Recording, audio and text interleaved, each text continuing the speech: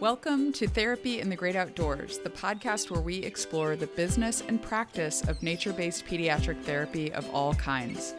If you're an outdoor-loving pediatric practitioner in the fields of occupational, physical, or speech therapy, social work, or mental health, this podcast will help you start and grow a successful nature-based practice or program. I am the ever honest, always 100% real, you'll hear it all on this podcast, Dr. Laura Park Figueroa. I'm a pediatric OT with over 20 years of experience, and I run a thriving nature-based practice with profitable locations in 2 different states and multi-six figures in revenue. I also host the free online community at therapyinthegreatoutdoors.com to help you pursue your nature-based therapy dreams too. Are you ready to take action on those dreams? Let's jump in.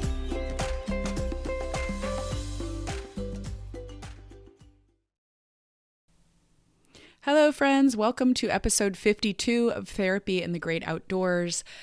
I am on the mend after 2 weeks of being very, very sick. I am so sorry I did not get a weekly episode out for you all last week because I had no voice to record even an intro for episodes that I have scheduled and ready to go. Generally, when I record with an interview or pre-record podcast, I wait to do the intro until that actual day that I am sending it out to you all, or the week before I send it out to you all. And I had no voice last week. I told my husband, I think it is the sickest that I have ever been in 23 years of being married to him. We just had our 23rd anniversary while I was sick, so we'll go out to dinner next weekend. But I'm happy to be back here with you and recording again. Today we are going to do an Ask Me Anything episode. So I love doing these because it really helps to bring you value and answer your questions that you may have about nature-based therapy practice or running your nature-based business. So we have a good mix of therapy and businessy questions today, and I will let Courtney get started and take it away. Here's our first question.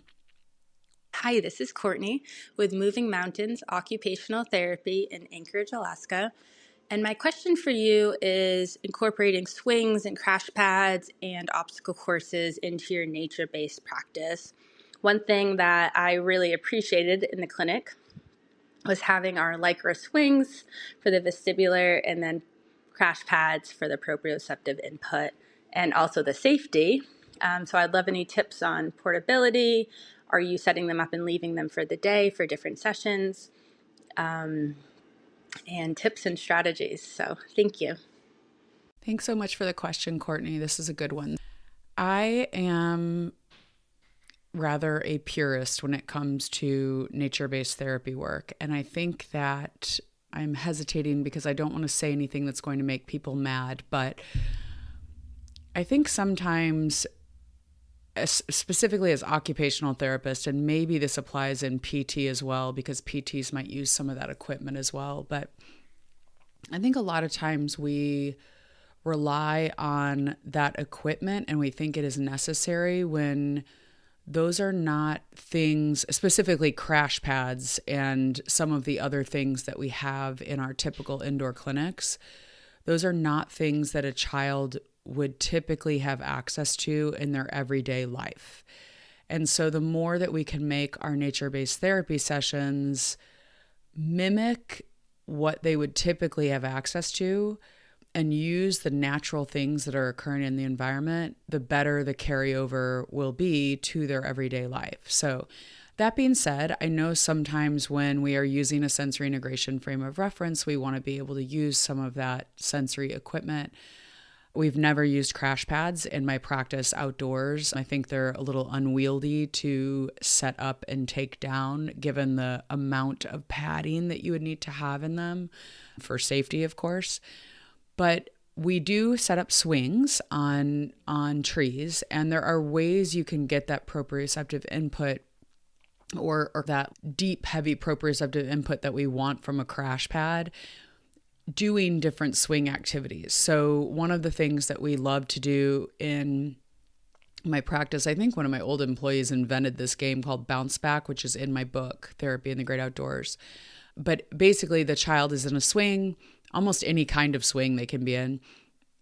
And you take a big stretchy piece of fabric and 2 children or a therapist and another child or a therapist and another adult hold the fabric very tightly so that the child can swing on the swing, can swing into that fabric and really get that bounce back off of the fabric and give them a good little dose of proprioceptive input there. I think we need to be thinking as therapists about ways that we can do things in nature that might mimic some of those activities that we have in the clinic in a way that might be more easy to set up and take down as we're outdoors. So a lot of us are using spaces that are not our own property. And so we do have to set up and take down. I know in my practice, we do have to set up and take down everything every session.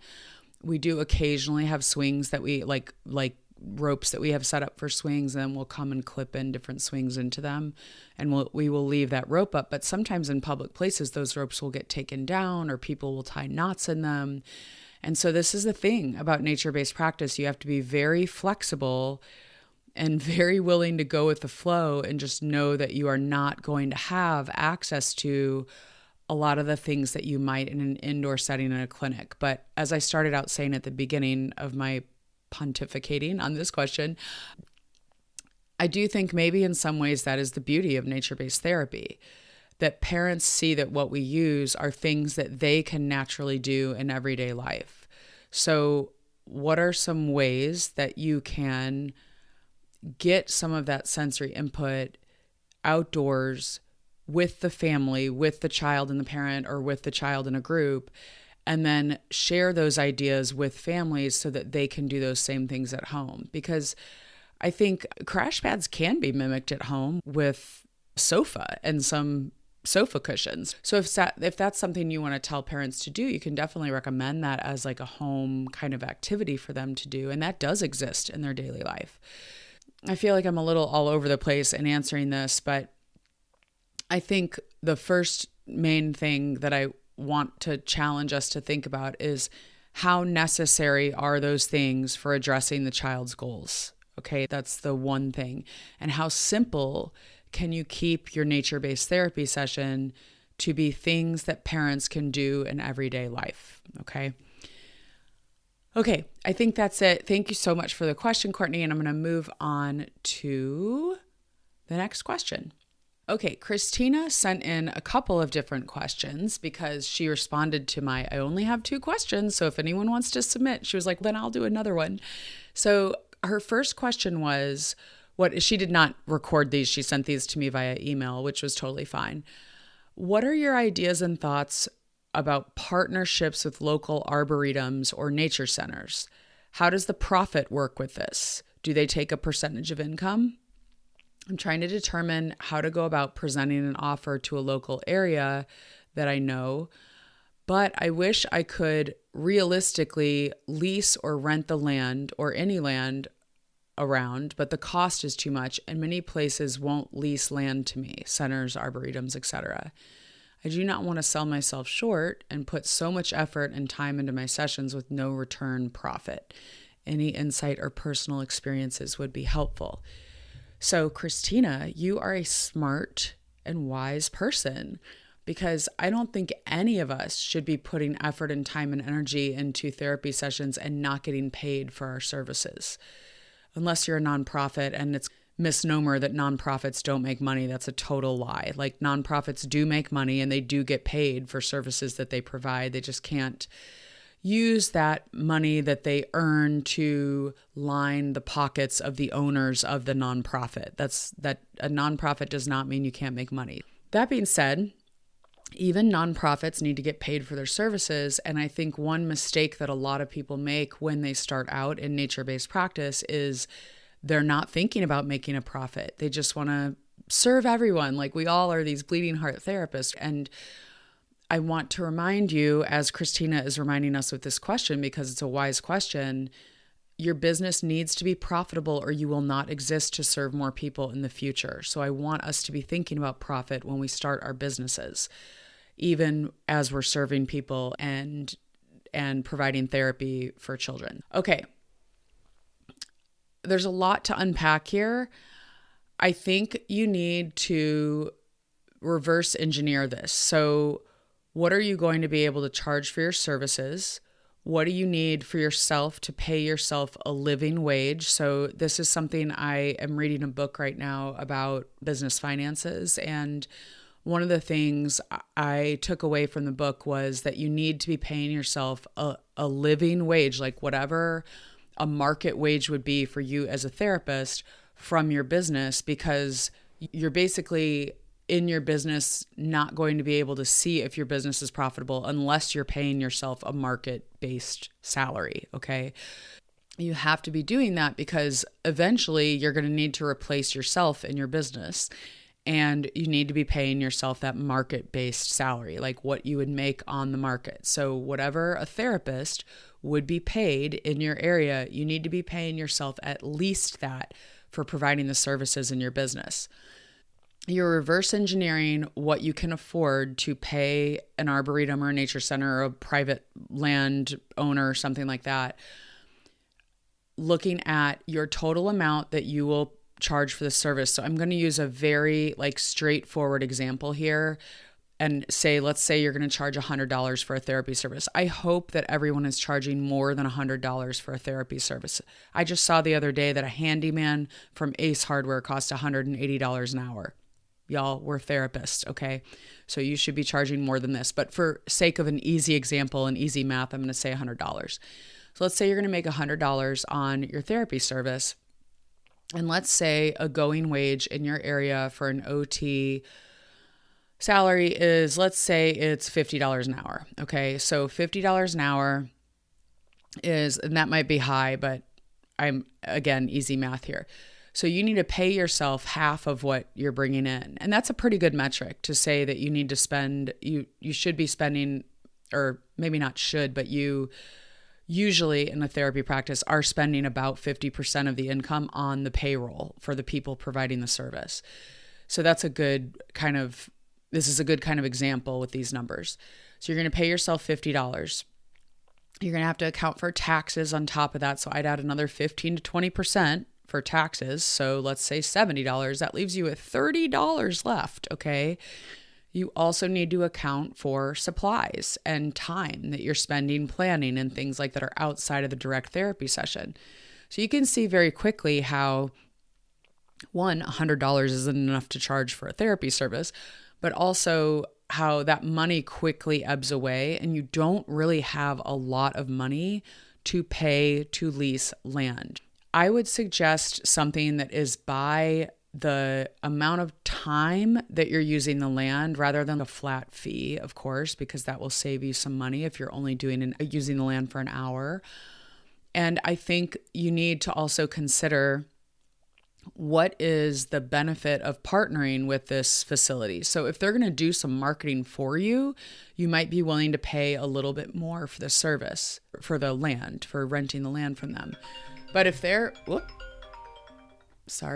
forgot to set my phone on silent.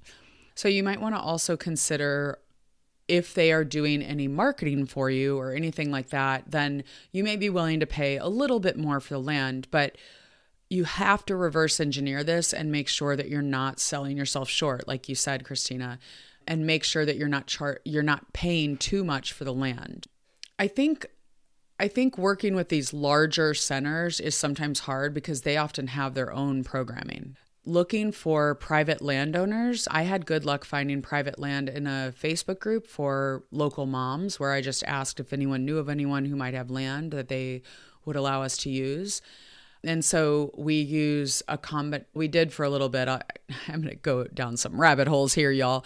We used private land for a little bit here in Wisconsin where I live. And then we also used public land at a local park. And we decided to move all of our services to the local park. One, because it was more affordable, like we're talking about here. And two, the land was just bigger. There was more space for us to use and more space to roam and explore. It depends on the land that you're using. So maybe you could find private land where there's a ton of acreage and that would work for you. But I think just being aware, I realize I'm not giving a direct answer about you can pay 10% of what you make. I'm not giving a direct answer because there's going to be so much involved in making that decision. but just do not sell yourself short. Make sure that you can afford it and make sure that you are getting what you're paying for. There's always going to be a cost to land for the most part. Even if you're renting land from a public place, there's going to be a cost that you have to pay to rent the space or to pay to use the public park or to get the permit to do your program outdoors at the public park. So there's always going to be a cost, but I also want you to think about making your rates so that you can afford that cost. So that's the opposite of it's reverse engineering a little bit, but then maybe when you reverse engineer, you realize that, oh, I need to charge more for my service. And that might be what you need to do in order to rent the land at a cost that would be amenable to the facility or the landowner as well. Okay. Next question, also from Christina. I had an inquiry about providing OT services one-to-one. The mother stated her son has an IEP and has an OT at school, but she'd like a second opinion because she feels he's probably not getting the right services he needs. She reached out and asked an array of questions. One in particular was collaboration with other therapists and observing the child in school. What are your thoughts on this? Have you had this come up with your one-to-ones? She also wanted to know how she would be able to see if my nature OT would have a difference or not, which brings me to another question. How do you provide one-to-one OT with the parent involved? I was always going to have the parent involved in the treatment sessions, but has there ever been any time when you would not have the parent involved in the session? So there's really 3 questions here, so let's just go through them in sequence. The first one is, what are my thoughts on collaborating with other therapists and observing the child in school? And have we had this come up with our one-to-ones or individual sessions? I think, of course, it'd be great to collaborate with other therapists and observe the child at school, but remembering that you need to be paid for your time to do that. And one thing that I think is really important for nature-based practices to think about is growth and scaling. So there are things that you can offer, like going to a school to observe a child when you are smaller and you don't have a large caseload or you're not seeing a lot of kids, you're not really busy, and you can fill your time doing things like that. But those things are a little bit difficult when you go to scale and you're trying to make sure that you can pay everyone for their time. If you choose to do this, if you choose to go offer school visits in addition to your nature-based therapy, then I think the wise thing to do is make sure that you can have a system around it and that you limit the amount of time that you have to visit the school, because that's a lot of time on your part, and that you're making sure that you're getting paid for all of the time that you are visiting the child in the school. So again, reverse engineering, what do you need to charge for that in order to make it worth it for you to spend your time driving to the school and spending time there, driving back home and all of that. I think phone collaborations or Zoom collaborations are also a good in between for maybe the parent to pay you to meet with the therapist for 30 minutes or something separate outside of the session, and then you just bill them separately for that. So that's something that could maybe scale a little bit more easily than doing school visits to collaborate with therapists at the schools while you're also providing the nature-based therapy as well. Okay, the next question was the mom asked, how will she be able to see if the nature OT has a difference or not? I think this comes down to writing really good goals.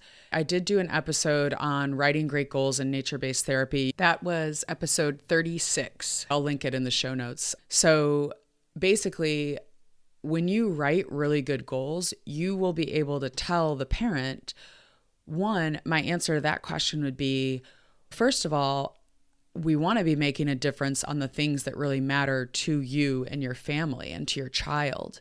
And so the first thing that we would start with to make sure that we can see if a difference is being made or not in those areas is we're going to sit down and we're going to write goals together. I'm going to really talk to you about what matters to you, and we're going to have some very specific goals. Now, I'm saying goals because with an individual child, you can have more than one goal. With groups, generally, I only write one goal per child because it becomes a lot to manage 5 kids in a group with 4 different goals each. You just physically can't do that as a human being. So I'd tell the parent that we're going to write goals and that we will be monitoring every single week. We're going to be writing the progress on those goals, and she's going to get a copy of those notes and the progress that we've made. And then we're going to have a check-in at a specific time. So that depends on how you've set that up in your practice. So if you have 8-week sessions or 10-week sessions, or maybe you go a semester, that's what you would tell the parents. So we're going to do this check-in on these goals, and you will know whether or not we've made a change in the areas that really matter to you.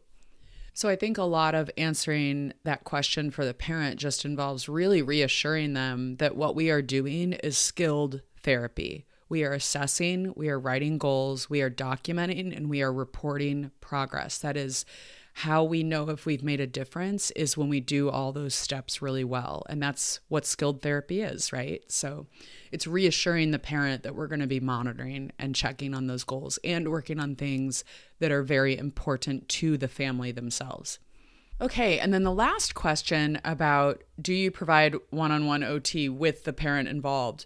Yes, that is the standard practice. In my practice is that we require the parent to stay for the therapy session.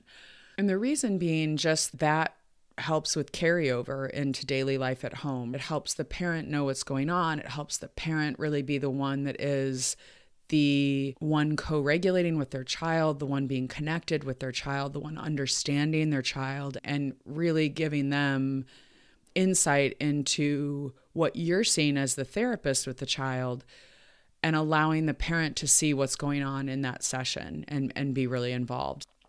Has there been any time that we would not have the parent involved in the session? Yes, but one thing that I am huge on is that in an outdoor setting, you always need to have the parent nearby if you're doing an individual session for safety. And that is even if the parent is not going to be co-facilitating the session with you and really involved in the session, which I think it's rare that they shouldn't be, but I'll talk about that in a minute.